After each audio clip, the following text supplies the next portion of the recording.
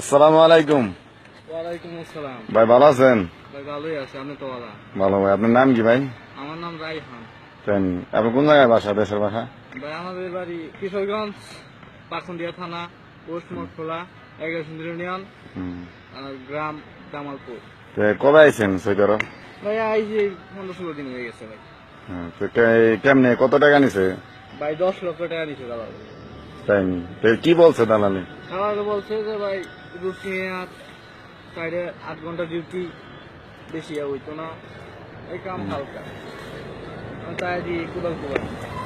তো না দেশে যখন আইছেন, যখন দেশেতে আইতেন সৌদি আরব যাবো, তখন ওই সময় কিরকম লাগছে আর এখন কেমন লাগতেছে? আপনার প্রতিক্রিয়াটা কি? প্রথম তো মনে ছিলাম যে যাই আমি সৌদি আরব, এত কাম হইতো না, ভালোই হইব। আমি তো আয়া দিই একদম শেষ।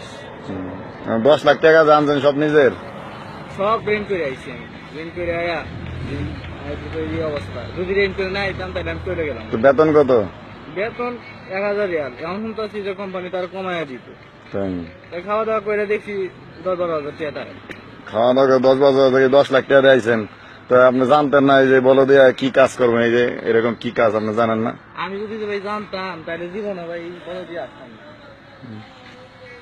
তাই নিয়ে অনেক কি করবেন ভাই, আয় পড়ছেন? তো মনে ভাই আর কি করার আছে, এই কষ্ট মষ্ট এরিয়া 10 লাখ টাকা তুললিয়া এই কিছু ইয়ে করবাম। মানে আপনি কি দেশের আরো কেউ জানি এইভাবে না হয় দেশের মানুষের জন্য কিছু বলবেন নি? আমার একটাই কথা, যে আমার সোনার বাংলা সোনার ভাইয়েরা, আপনাদের কাছে আমার এই অনুরোধ যে আপনারা সৌদি আসলে এই কোম্পানির আসবেন না, বলদিয়া কোম্পানির আপনারা কেউ আসবেন না। যেরকম মনে করেন যে দালাল আপনাকে বলদ বানায়া এই বলদ কোম্পানির পাঠাইয়া আমার এই বলদের মতন কুড়াল হাতে ধরাইয়া দিত।